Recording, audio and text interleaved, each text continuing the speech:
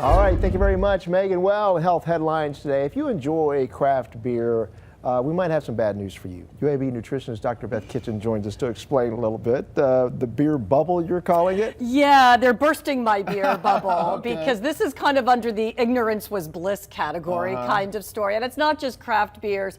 You actually might be seeing this new development on all of the beers that you drink. Okay. This is new labeling that's going to be coming out in the next couple of years. You might see it really soon. Okay. This is not the government doing this, Mike. This is the Beer Institute. Oh. Who knew there was a Beer Institute, and right? Why do they want to do this? They, in the interest of consumer transparency to consumers, the consumers want this. They said that, you know, people say they read labels, they want information on labels, and that includes their beverages.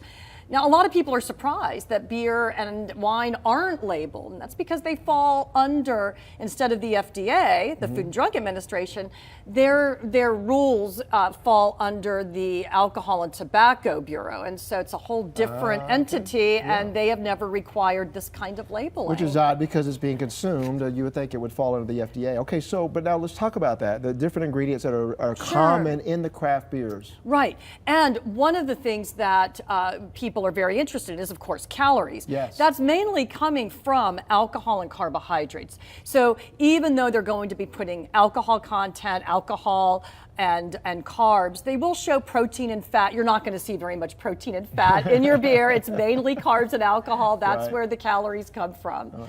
And so that's what we're going to see. All right, well, I want to ask you about this real quickly, though, because some people might enjoy a domestic beer, say, but, you know, a Michelob Ultra or whatever, that has low carbs and low calories.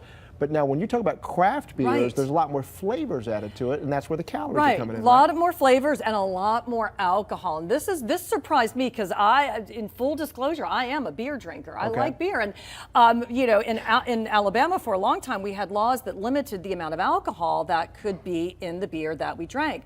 Well, when they introduced new laws that said that we could have those, what you saw are higher alcohol beers. And some of the beers that I liked, I was very surprised when I saw some of these numbers. The typical beer that you might drink, say Pabst Blue Ribbon, Michelob, about 150 calories per 12 ounces. Well, some of these higher beers, and look at as the alcohol content goes up, look at where the calories go. Okay. I was drinking, I really like, there's a beer that I like a lot, and it's about 8%. I was pretty shocked that was 240 calories. That's a lot. If you drink 2 of those, that's almost a meal right there. And so you can see that as alcohol goes up, and then also the carbohydrates in these beers go up as you said, you add more flavor.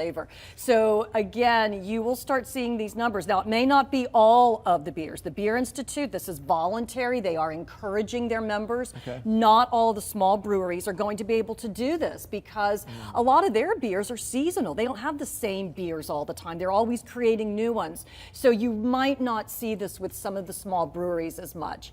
But I was pretty shocked when I saw that some of my favorite beers were pretty high in calories. Yeah. May have to go back to wine. Well, Homer Simpson and Norm from Cheers, they're not upset at all. No, I don't think that they're going to care very much. But and then also the higher alcohol, we get a little tipsy faster too. So we have to keep all of this in mind. Dr. Beth, thanks. Thanks. All right, a lot, JJ's next.